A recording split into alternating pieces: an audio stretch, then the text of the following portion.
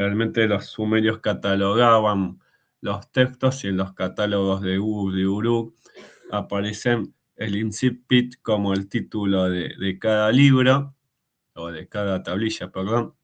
Y bueno, en este caso es cuando los dioses eran hombres, que es la primera tablilla del mito de Atrahasis. En el caso de Noah Kramer y Botero, en su libro, lo tienen como cuando los dioses hacían de hombres, el hacían está agregado, no aparece el verbo hacer en el texto, pero bueno, hay distintas formas de llamar a este incipit, y creo que el más correcto es cuando los dioses eran hombres. Este texto está en acadio, pero a pesar de estar en acadio y escribirse, formaba parte de la biblioteca de Hammurabi, tiene influencia sumeria. En otros videos he hablado de que la cultura sumeria desaparece con el idioma hablado más o menos en el 2000 antes de la era común, y los de Babilonia y Asiria empiezan a recolectar esos textos y los empiezan a traducir con unas tablillas lexicales, que eran también gramaticales, eran diccionarios, y empiezan a recopilar estos textos y a reescribirlos. Dentro de esa compilación, como pasa con todos los libros, se empiezan a entremezclar distintas tradiciones, empiezan a agregar algunas líneas que no estaban en el original. Y bueno, la idea mía es analizar este texto desde varios mitos sumerios. Y bueno, dentro de la bibliografía que vamos a utilizar va a ser Etana, un estudio comparativo. Botero y Kramer, cuando los dioses hacían de hombres, tiene muy buenas traducciones. No es el único libro de Noah Kramer que tiene buenas traducciones. Después hay otro que se llama El matrimonio de Martu, Lamentaciones de Sumer y Ur, y son de calidad esas traducciones, están en español y en inglés. Después el otro texto va a ser el de Jesús García Recio, Anotaciones de la Antropología del Enuma Iluawilum, de Revista de Ciencias de las Religiones. Y después, bueno, dejo ahí unos links de enlaces donde ustedes pueden encontrar y corroborar los textos de los cuales vamos a hablar hoy. CDLI tiene las tablillas y las transliteraciones, a veces están traducidas y otras veces no. Después está EBL, que es de la Universidad de München. Ahí también es igual que CDLI. Es más, ellos utilizan CDLI para escribir sus traducciones. Y después está la de Oxford, que es ETCSL, que tiene muchas traducciones. No me gustan algunas de sus traducciones, pero bueno, si ustedes quieren corroborar, especialmente los que ya saben sumerio y acadio, pueden revisar esas traducciones. Para mí son más acertadas las de Noah Kramer, y están las mismas casi, ¿no? Pero bueno, la idea sería que ustedes tengan una idea de qué bibliografía vamos a usar. Para tener en cuenta, hay que tener en cuenta estos conceptos culturales de los sumerios. Primero vamos a hablar del Nam, Namtari, Namkut, que es importante entenderlo para poder entender todos los mitos. El Nam sería como los poderes naturales que están sobre todo, ¿sí? Por ejemplo, en Namtar son los decretos divinos. Los dioses no deciden ser dioses, por lo tanto, el que decide que es un dios es el Nam. El Nam es el poder natural, vendría a ser los poderes de la naturaleza. El dios no decide ser dios, sino que es un dios. Por lo tanto, eh, está regido por ese Nam. Ese Nam además son poderes que se le escapan a los dioses. Y eso se ve reflejado especialmente en el de Atramjasis. Por ejemplo, un dios puede decretar que hay un diluvio, pero no puede decretar la consecuencia de ese diluvio. Ese diluvio puede, en todo caso, matar otros dioses, puede matar gente que sigue a ese dios y el dios deja de ser adorado y muere. Recordemos que una de las cosas que tienen los dioses sumerios es que si se los deja de invocar, mueren. Por lo tanto, eh, todo lo que hace un dios puede ir en su contra. Entonces el Nam está sobre todo lo que está vivo. ¿Sí? Puede ser un meteorito que cae, una tormenta, eh, la inundación, un incendio, todo eso que los dioses no pueden controlar porque es parte de la naturaleza misma. Eh, Después está el Namtar, que son los decretos divinos. Eh, por ejemplo, el dios puede decretar que va a pasar tal cosa.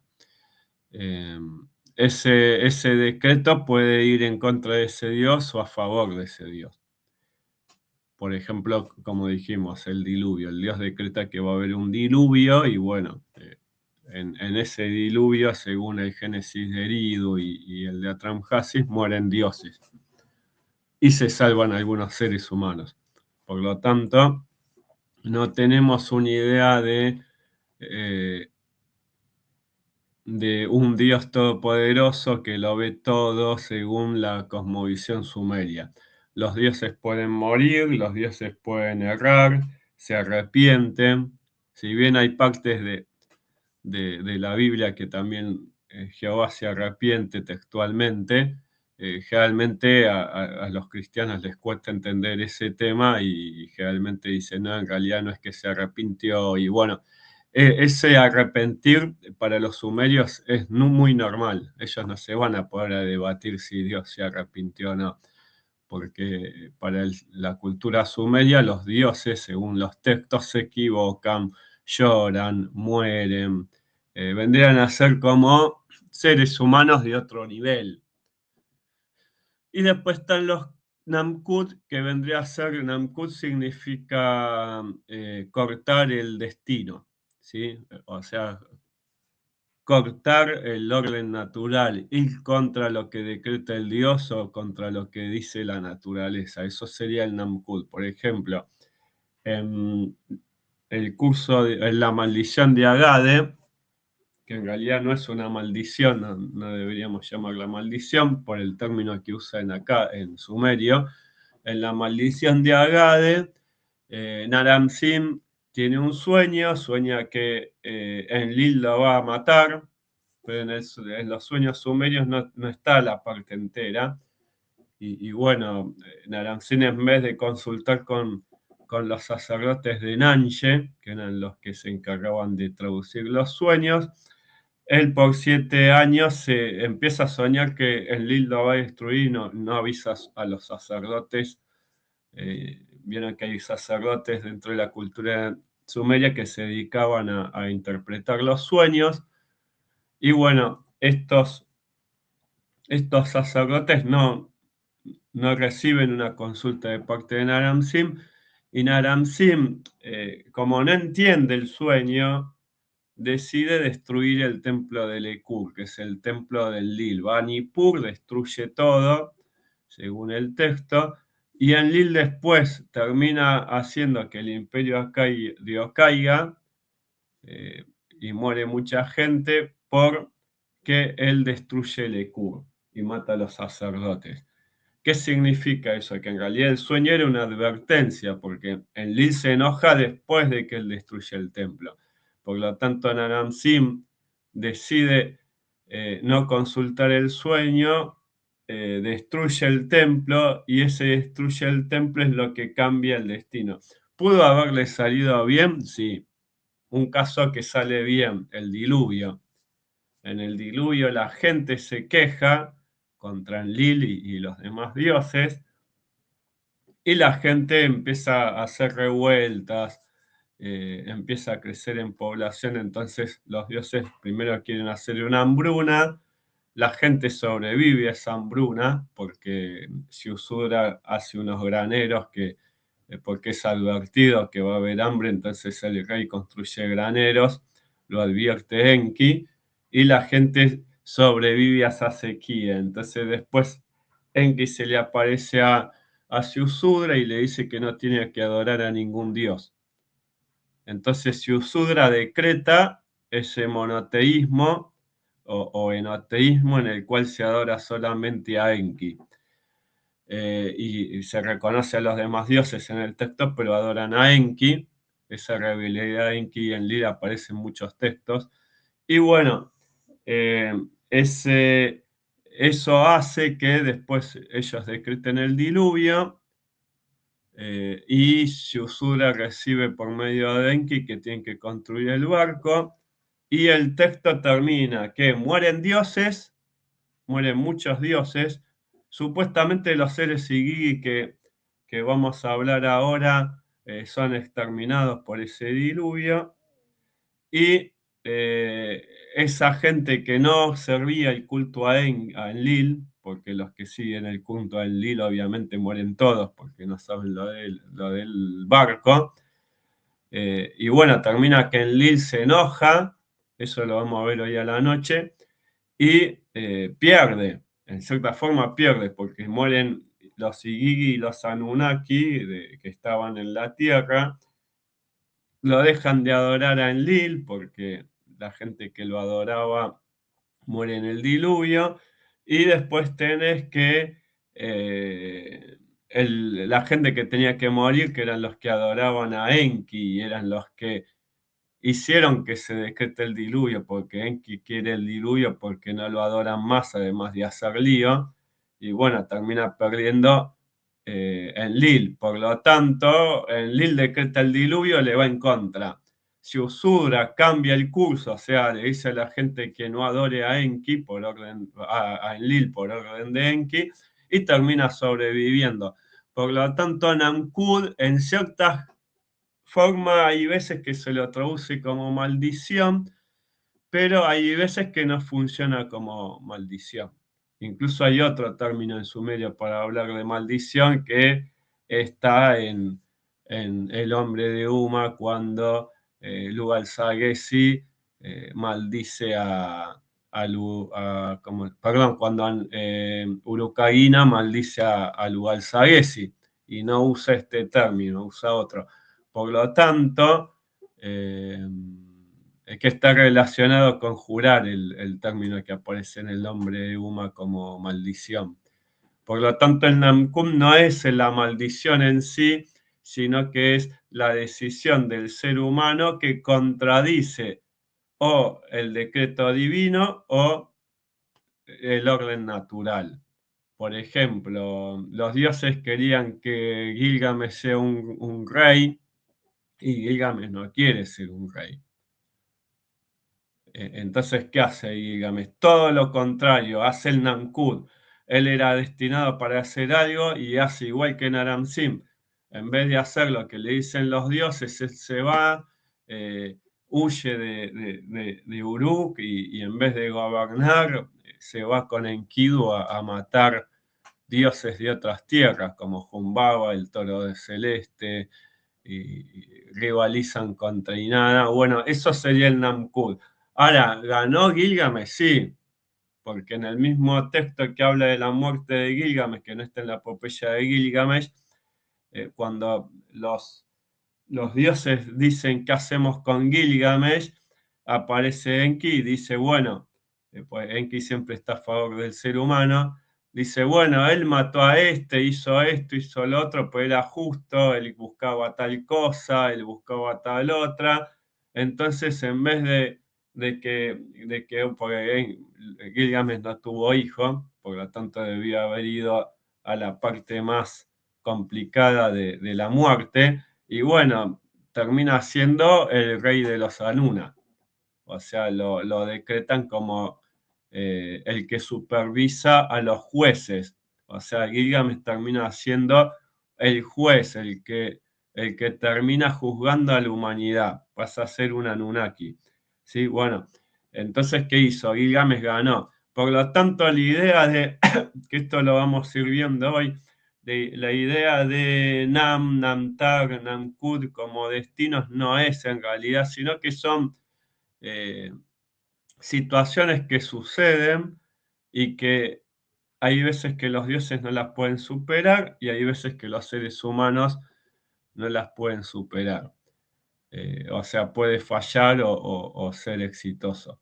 Después están las tablillas de los destinos, que son unas tablillas que dicen qué va a pasar en el futuro y que generalmente van a estar a cargo de Enlil.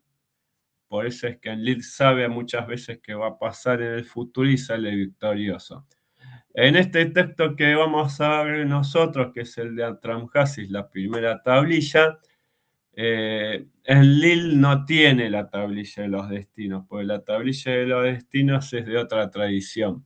Pero para que vayan teniendo en cuenta qué sería la tablilla de los destinos, es qué va a pasar en el futuro, eh, es lo que está escrito, es como en Volver a Futuro cuando está el tema de que es la revista de los campeonatos, el tipo sabe quién va a salir campeón, porque va al pasado y se lleva la revista y después eh, cuando van al futuro el tipo es multimillonario. ¿Por qué? Porque tenía esa revista. Bueno, la tablilla de los destinos pasa algo similar.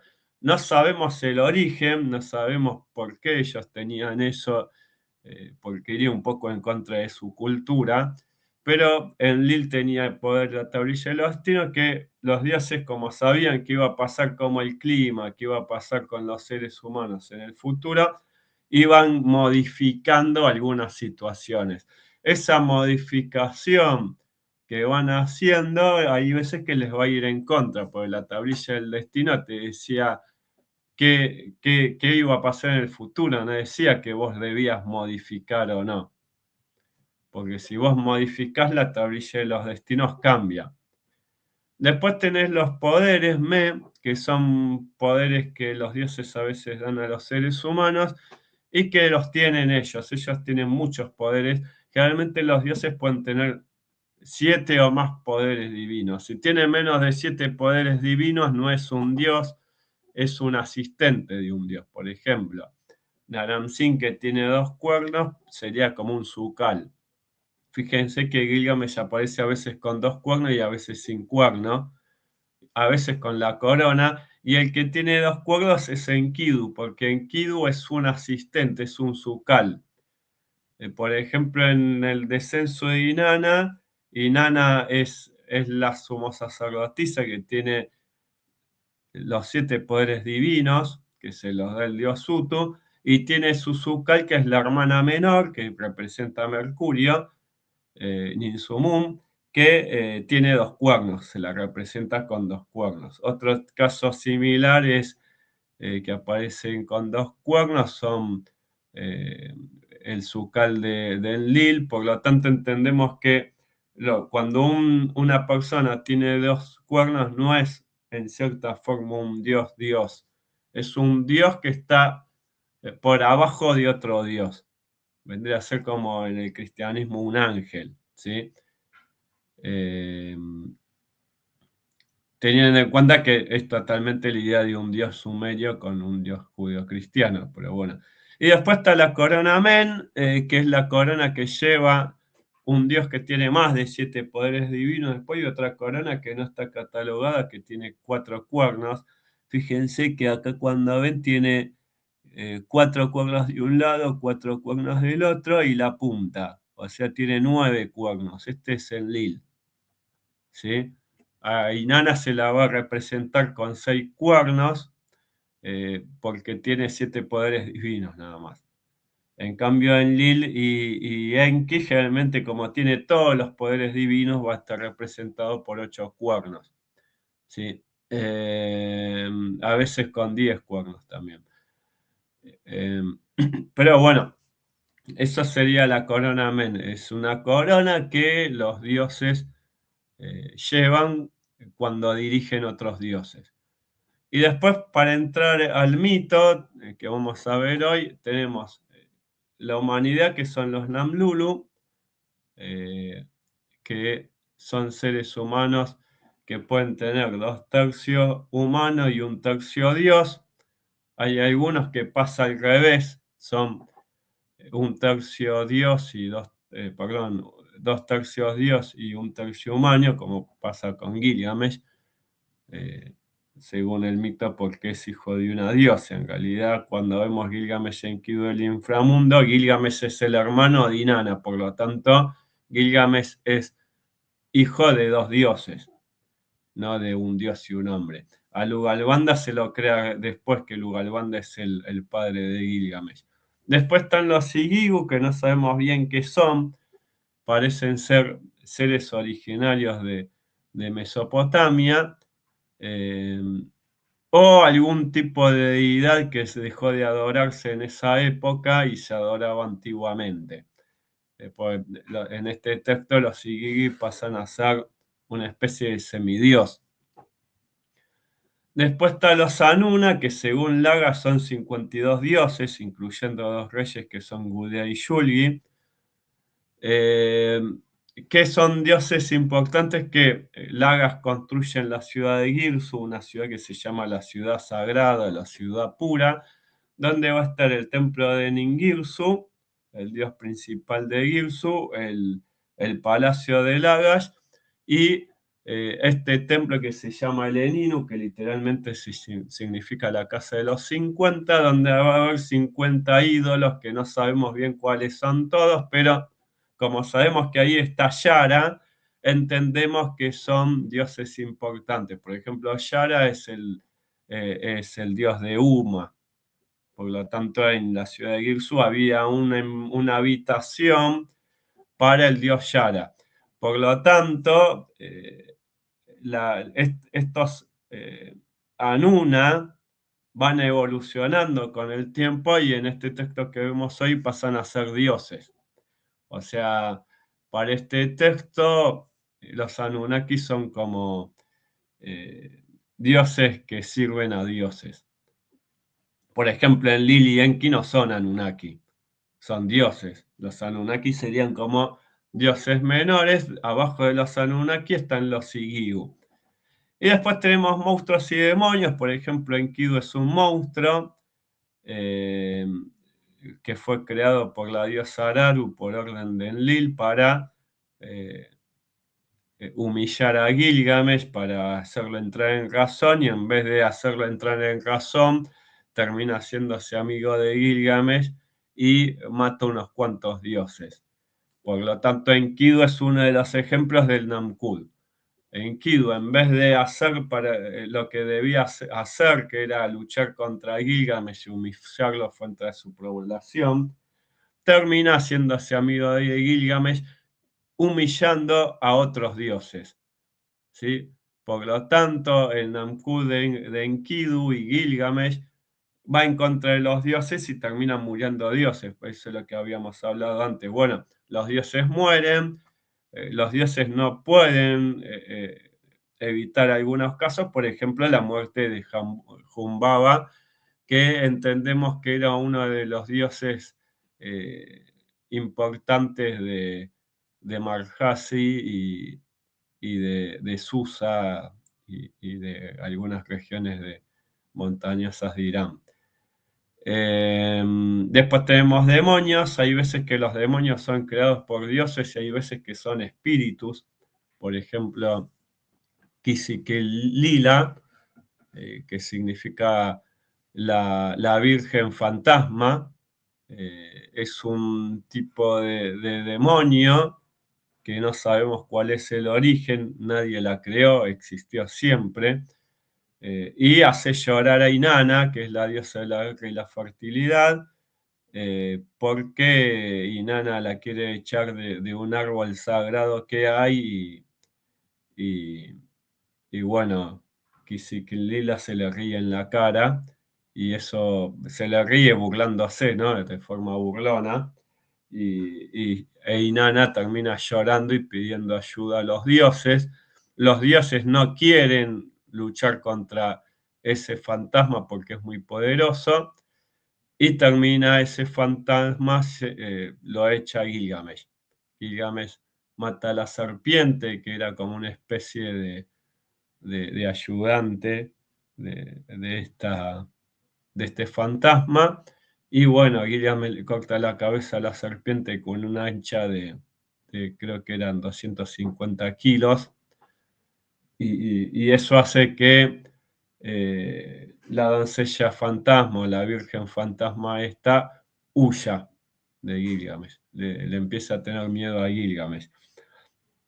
Ese demonio va a ser lo que con el tiempo se va a transformar en uno de los demonios eh, más temidos de Mesopotamia en época de Babilonia, como Lilitu, que después ese Lilitu termina, tiene que ver termina en este demonio Lilith, que en el folclore moderno y en el folclore medieval se encargaba de seducir a los hombres y matar a los niños. Era como algo similar a el dios que es interpretado por la Llorona, que hace lo mismo. La Llorona es un demonio que devora a los niños. Es la representación de un dios azteca y bueno, muchas veces seduce a los hombres, causa abortos, mata a niños. Generalmente se dice, por ejemplo, en Mesopotamia que eh, em, tomaba la forma de mujeres para atraer, podía tomar formas de la madre de un niño para que el niño vaya y eh, se lo devore, cosas así. Y habían algunos amuletos, por ejemplo, el amuleto de Pazuzu, eh, que servía para ahuyentar, en el caso de Mesopotamia, tanto a Lamashtu como a Lilith. De ahí está que Irving Finkel se burla del Exorcista diciendo que se equivocaron cuando hicieron la novela y pusieron a Pazuzu, y en realidad no debería ser Pazuzu, porque Pazuzu es un demonio protector, vendría a ser como un fantasma protector, era un amuleto, cosa que el que debía haber sido interpretado en esa película es o Lilitu o Lamashtu, ¿sí? Que eran los demonios que no tienen origen, eh, supuestamente existen al mismo tiempo que los dioses.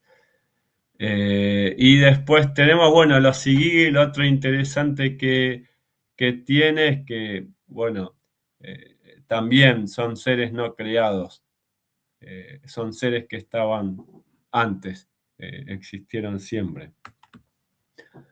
Eh, bueno, como dije anteriormente, lo que vamos a hablar hoy es la tablilla 1 de Atrahasis, que es Enuma Elihu Wilum.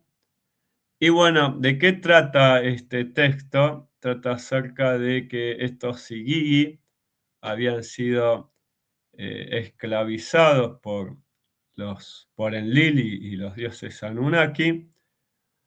Y bueno, hay un momento que los Sigigi se cansan de trabajar, dicen que la carga era muy pesada y empiezan a hacer una serie de revueltas. En esa serie de revueltas, vamos a ver un poco para atrás, se cumple esto que hablábamos del Namtar y el Namkut. El Namtar era que los Sigigi eran esclavos, eso lo decretaron los dioses, los esclavizaron porque posiblemente ganaron una batalla antes, que eso vamos a hablar después. Estos Sigigi rechazan a estos dioses que los esclavizan y le hacen una revuelta. Esa revuelta es tan grande que terminan llegando hasta el Ekur y empiezan a atacar el palacio donde está Enlil, que es el Ekur, y Enlil manda a todos sus súbditos para que hagan barricadas, pero no llegan a ganarles a los Sigigi. y bueno, los Igigi terminan ganando y hacen un acuerdo en el cual son liberados de esa carga, ¿sí? Que era eh, excesiva, ¿sí? ¿Eso qué va a hacer? Eh, los dioses van a decir, bueno, si los Igigi no pueden trabajar, tenemos que solucionar este problema, porque ahora ellos son liberados y nosotros tenemos que trabajar, no queremos trabajar. Entonces ahí se decide la creación del ser humano. No vamos a hablar de Siusura, así que esto lo salteamos, pero bueno, esto sucedería en Nippur, ¿sí? Esto pasaría en Nippur, que es donde está el Ekur, y bueno, ahora vamos a ver dentro de eh, distintas tradiciones quiénes son los Sigigi. Y vamos a seguir desmenuzando este tema que faltaría en este texto, que es cuál es el origen de su esclavitud. Según Enuma Elish, los Igigi son esclavizados por Marduk, ¿sí? Enuma Elish es un texto fundacional que explica la fundación de Babilonia. Entonces, ¿qué te van a decir? Que hay un momento que Tiamat, que es la madre de los dioses, y Kingu deciden atacar a los dioses Anunnaki, y algunos, ¿no? Con la ayuda de los Sigigu en su totalidad y algunos otros Anunnaki, ¿sí? Se confabulan en contra del dios Anu y el dios Enki, porque Enki había matado a Lapsu. Y había matado a Lapsu y bueno, eh, hay un momento que eh, los dioses Sigigi y algunos monstruos que crea Tiamat y otra diosa le cuestionan a Tiamat por qué soporta tanto a Anu, Enki y los demás dioses que están medio como haciendo que los Sigigi se enojen y los monstruos. Entonces le reclama, ¿cómo permitiste que maten a Lapsu? Y que era el esposo de Tiamat.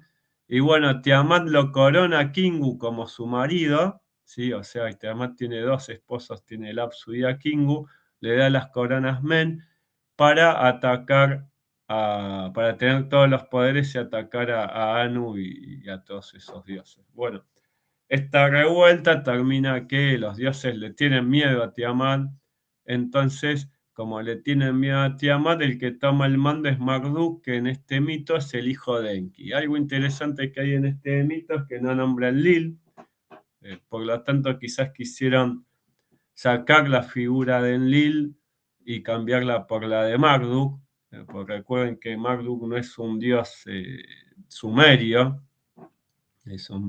o sea, es un dios que se injerta en este mito. Y no es el hijo de Enki, no hay textos de Sumeria que diga que Marduk sea el hijo de Enki, por lo tanto, es un injerto lo que hicieron. Entonces, ¿qué pasa? Marduk, como es el dios de Babilonia, el dios de la ciudad de Babilonia, empieza a ser exaltado. Marduk ataca a Kingu y a Tiamat, le gana, a Tiamat la mata y a Kingu la encadena, y termina esclavizando a los Sigigi y a los Anunnaki que ayudaron a los Sigigi. Dentro de esa esclavización construyen la ciudad de Babilonia. En este texto, Babilonia pasa a ser la primera ciudad. Una vez que construyen la ciudad de Babilonia, no te dice por qué, pero los liberan. Para mí, el motivo por el cual los liberan sin decir el por qué, porque es raro que liberen un esclavo y digan, bueno, tenemos que crear a un ser humano para que los Sigui no trabajen más. Bueno, para mí este texto, como no quieren mostrar la debilidad de Marduk, recordemos que Marduk es el rey de Babilonia y Enlil en nuestro texto es el rey de Nippur.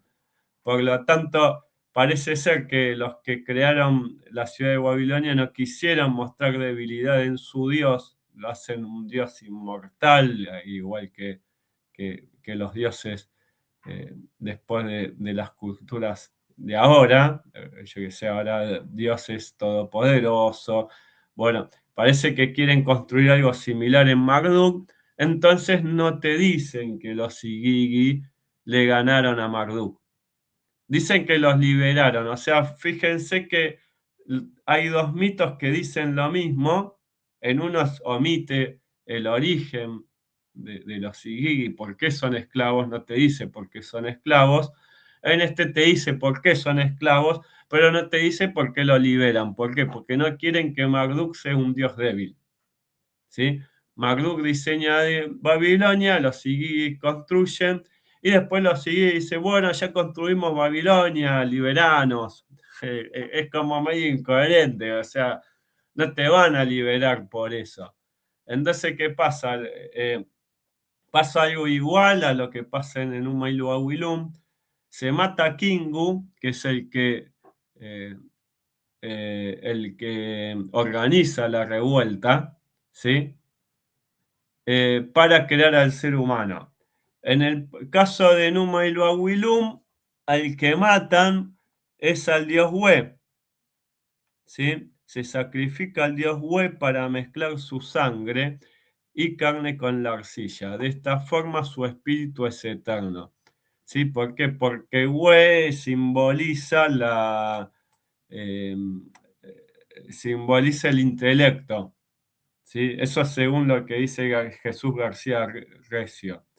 Eh, o sea, matan a We, que era el capataz o sea, es un Anunnaki, el que tendría que haber hecho que los Igigu trabajen, y este Anunnaki, en vez de se hace aliado de los Igigu, escucha sus reclamos y organiza la revuelta. Por lo tanto, We es un, es un rebelde, ¿sí? Es un Anunnaki rebelde. ¿Qué es lo que te dice acá? Algunos Anunnaki con los Igigu. Kingu es un Anunnaki, ¿sí? Entonces, ¿qué sucede? Eh, los dos matan al capataz. Uno es el jefe de la revuelta y el otro es el capataz de los esclavos que organiza la revuelta. Recordemos que el capataz no es esclavo, es el líder que hace que el esclavo trabaje. Y después, bueno, quien decide crear al ser humano en los dos mitos es Enki. Enki es el que decide crear al ser humano. Y bueno,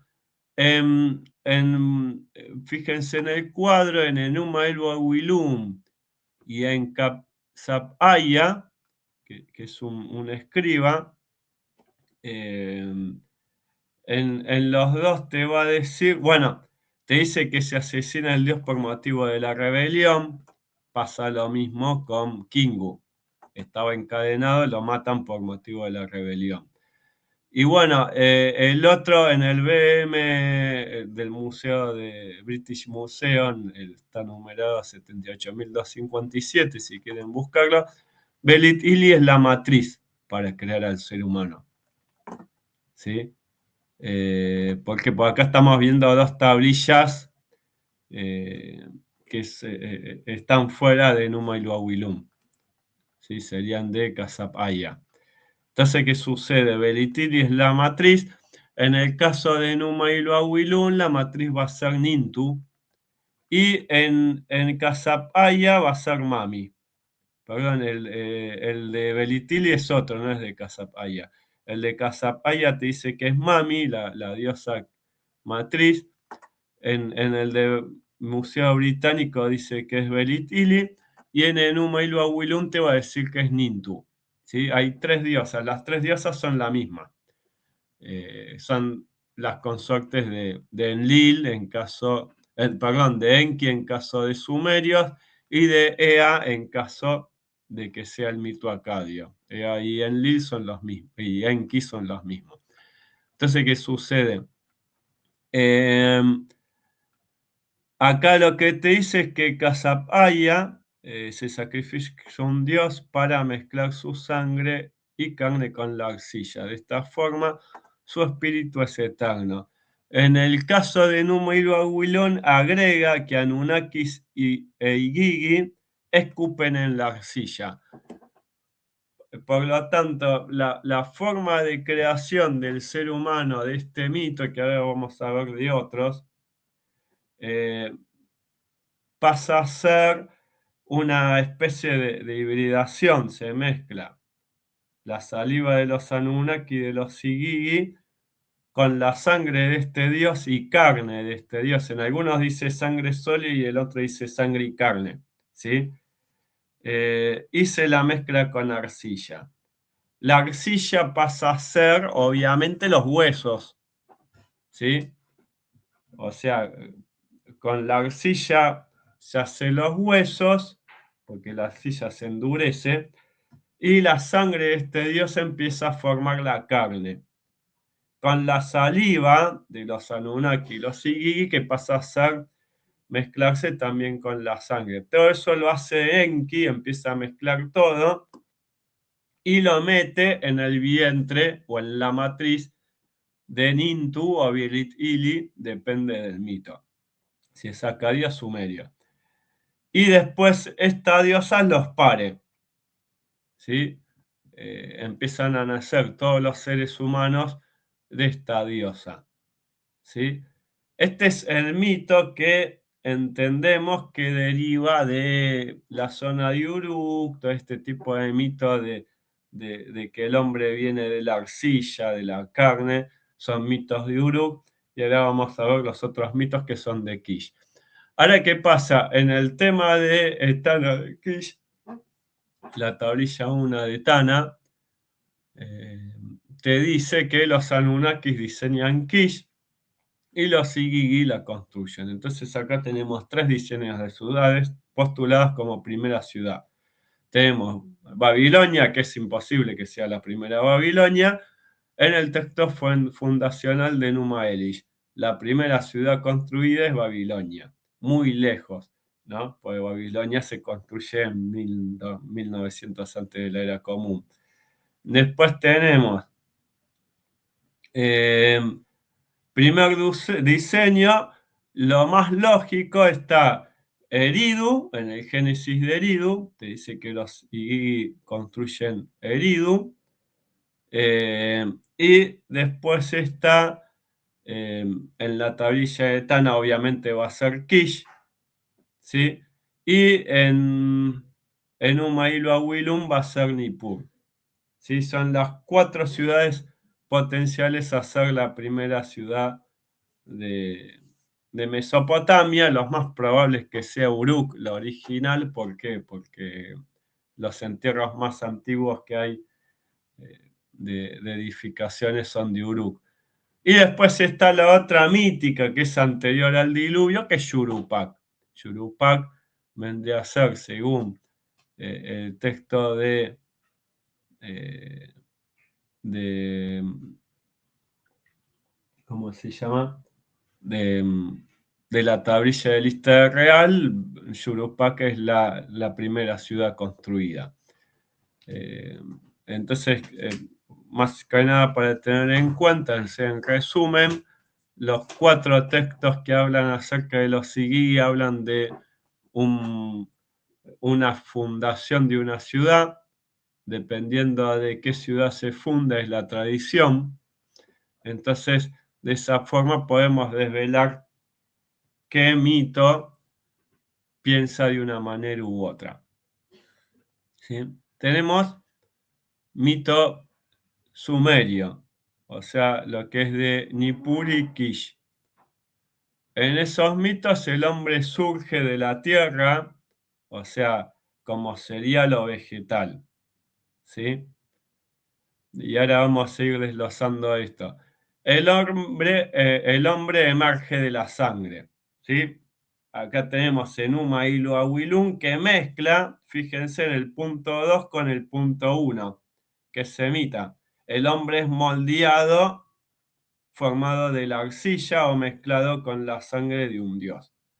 En este mito, que es muy bueno el análisis de Recio, eh, te mezcla todo, te dice que es moldeado por un dios que es Enki, está mezclado con sangre, formado de la arcilla, o sea, es A y B, es uno u otro, ahora vamos a ver eso.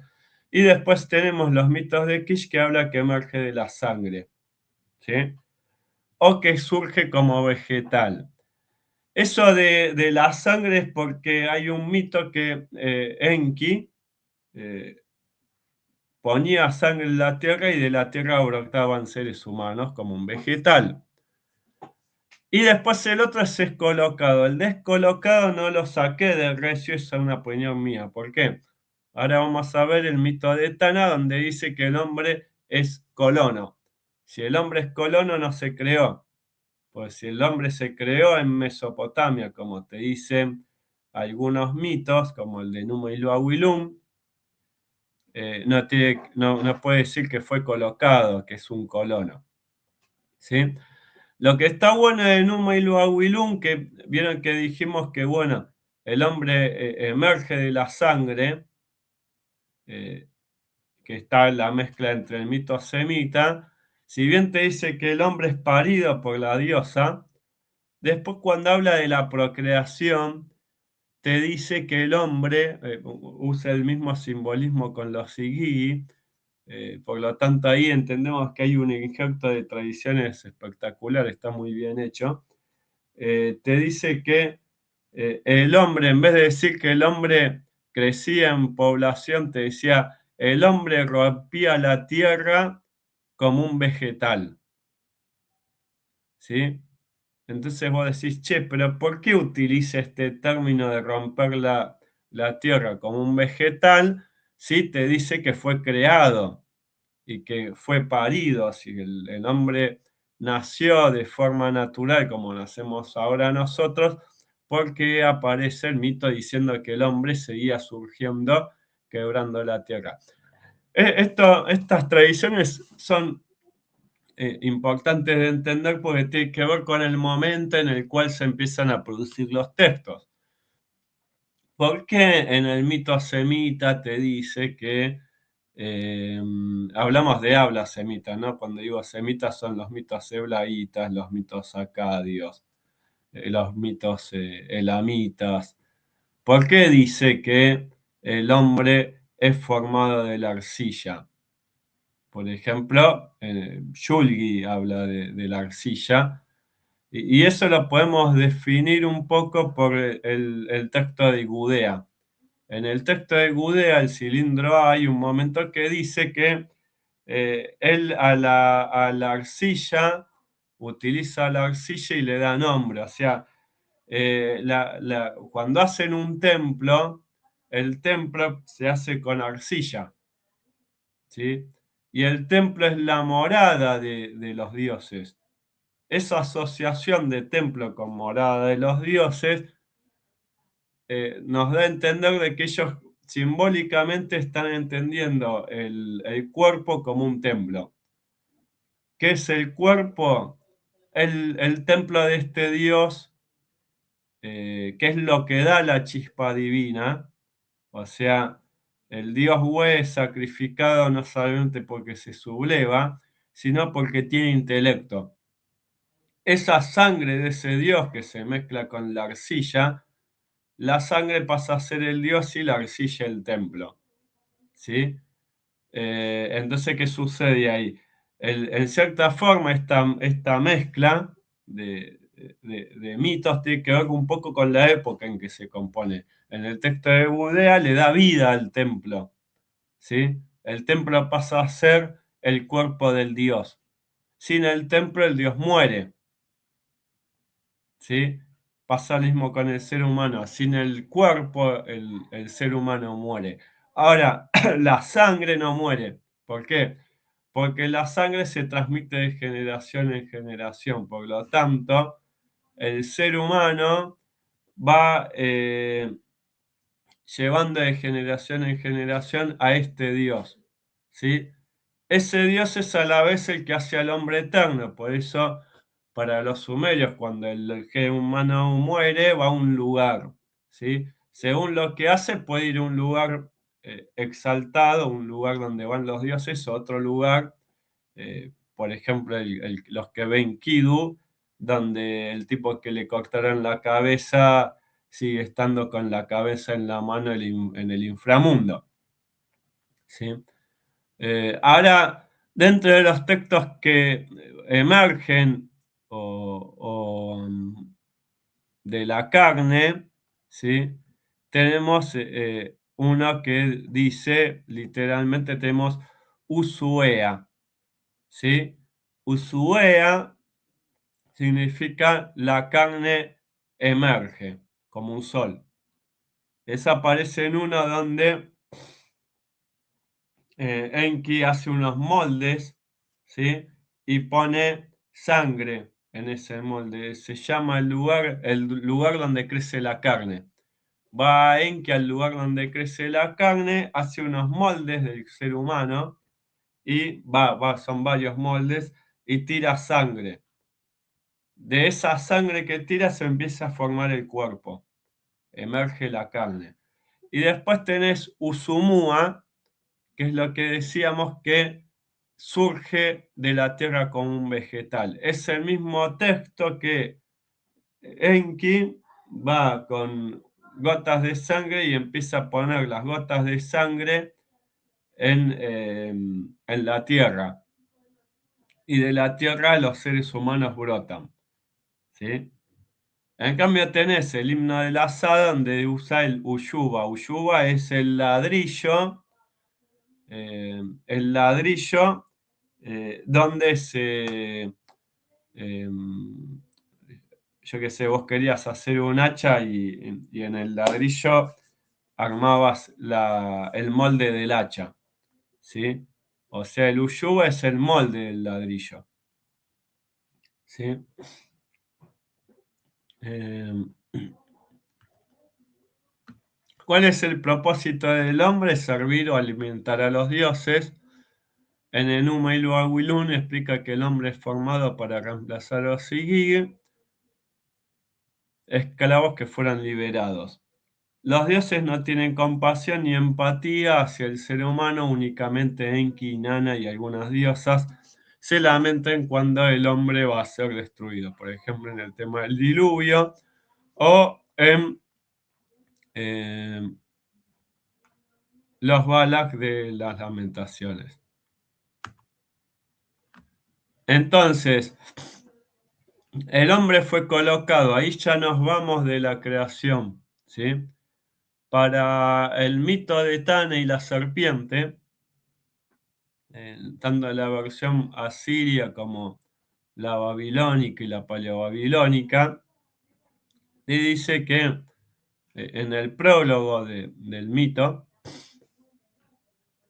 que los grandes Anunnaki decretan el destino, se sentaron intercambiando sus pareceres acerca de la Tierra, se están debatiendo, che, mirá qué está pasando, y ellos ven que los Igigi son hostiles ante los seres humanos. Yo puse un texto solo, pero son 3 textos. Y voy a explicar lo que falta acá. Acá te dice, esta línea punteada que está roto. En el paleo babilónico y en el paleo asirio te van a decir que eran hostiles con los hombres, con los sumerios, porque los consideraban colonos, ¿sí? Los los consideraban colonos porque fueron colocados. Acá es lo que hablábamos la otra vez con Rolando, de que, bueno, una de las cosas que se debate es cuando llegaron los sumerios.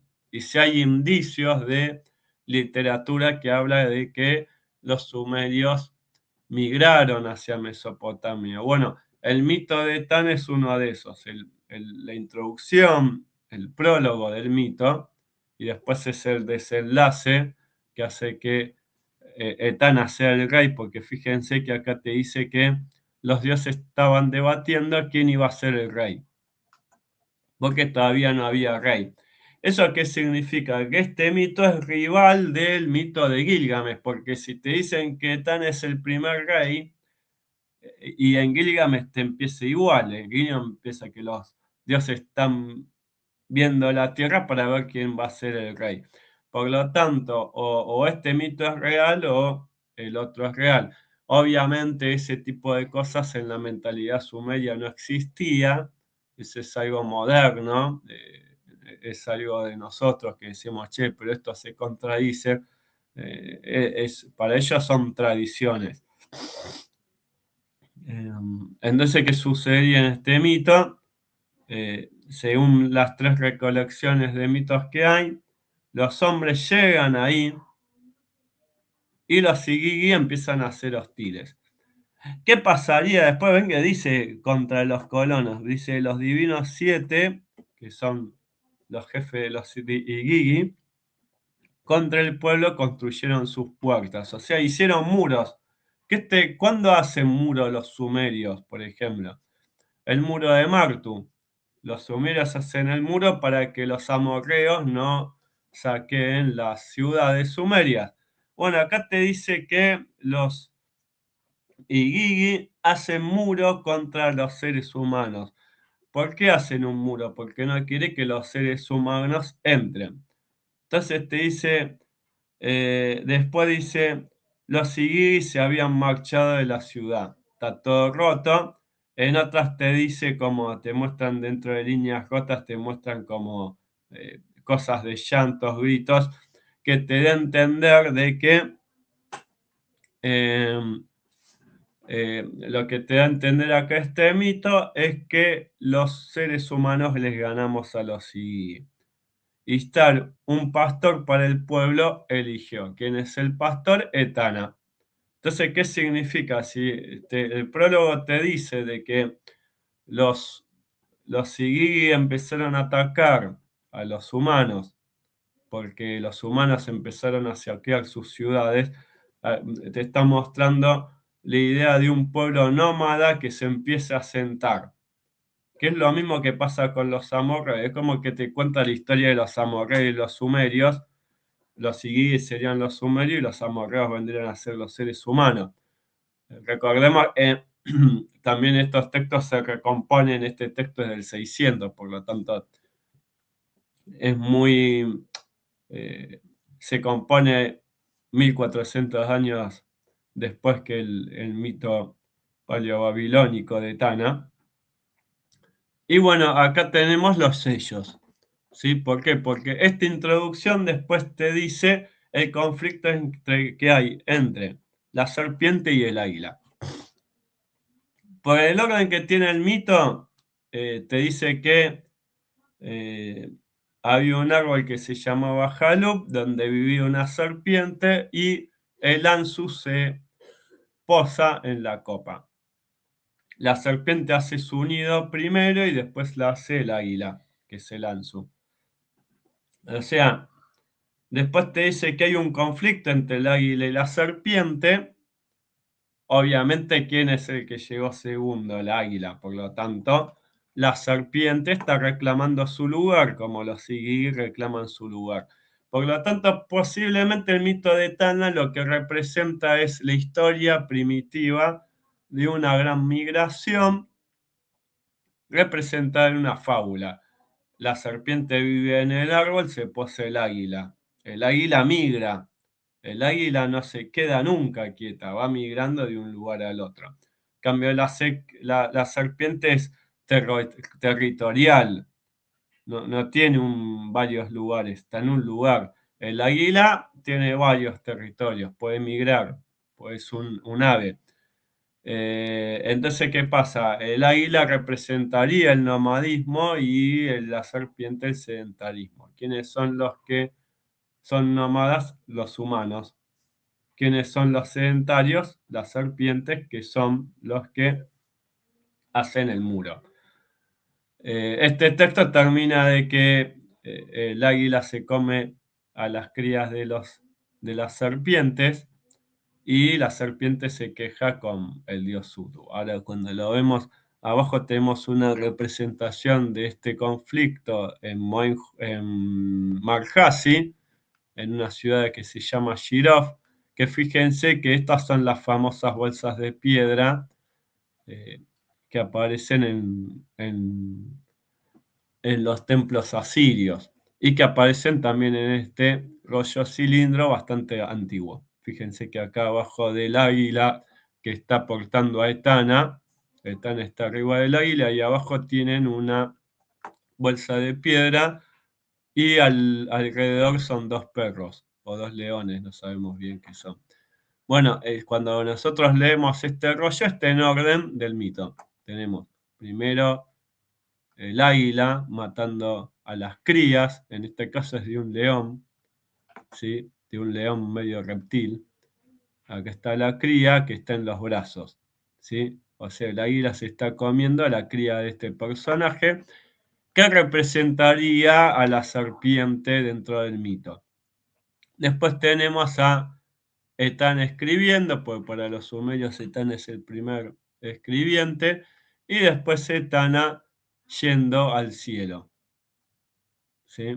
En el mito de Etana termina que se va al cielo con una serpiente. Un día vamos a hacer, hay varios videos del mito de Etana. Y después tenemos otra tablilla que habla de lo mismo, pero con otro nombre, que es el de Enmeduranki, que el CDI lo pueden encontrar como P39, 394.463. Ponen el link que le mandé ahí y buscan esto y van a encontrar esta tablilla con la transliteración y está en acadio. ¿Sí? Este mito está en acadio, en asirio y en sumerio.